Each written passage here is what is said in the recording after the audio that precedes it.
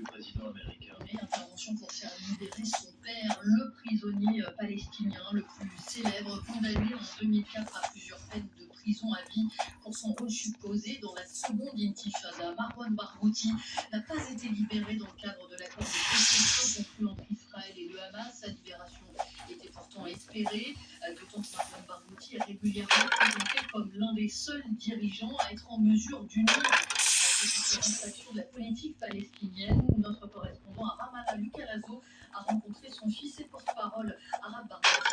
De la Cisjordanie occupée à l'est de Gaza en ruine, Marwan Barghouti est célébré comme le Mandela palestinien, une aura qui espère son fils pour le renouveau national. J'espère vraiment que le président Trump comprend que la paix et la stabilité durable dans la région palestinienne qu'il puisse agir pour libérer mon père afin que celui-ci contribue à mettre fin aux souffrances du peuple palestinien. Qui le montre à août dernier dans une vidéo diffusée par le ministre israélien d'extrême droite Itamar Ben-Gvir, venu l'humilier dans sa série reflète la politique du gouvernement actuel. Il ne cherche qu'à assurer la domination israélienne sur l'ensemble du territoire. Cela signifie nettoyage ethnique, génocide et occupation sous un régime d'apartheid. Mon père représente une voix qui s'oppose à cela et qui soutient également la coexistence et la solution à deux États.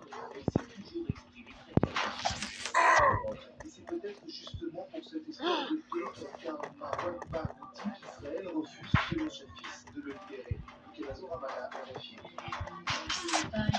Donald Trump a lui été interrogé jeudi dernier sur le cas de Marwan Barghouti. Il a déclaré qu'il avait été confronté plusieurs fois à cette question et qu'il allait prendre une décision sur le sujet. Il a donné plus de détails. RFI 7h05 a tous envoyé en soutien la Côte d'Ivoire voté hier. Et le premier tour de la présidentielle qui s'est globalement bien déroulé sur place.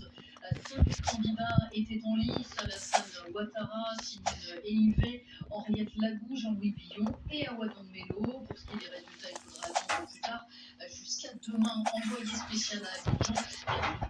Les résultats seront proclamés au plus tard dimanche soir, au plus tard lundi. Déclaration hier soir du président de la CEI, Mohamed Koulibaly, sur le taux de participation allait, je cite, avoisiner les 50%, se basant sur les 30% de résultats qualifiés.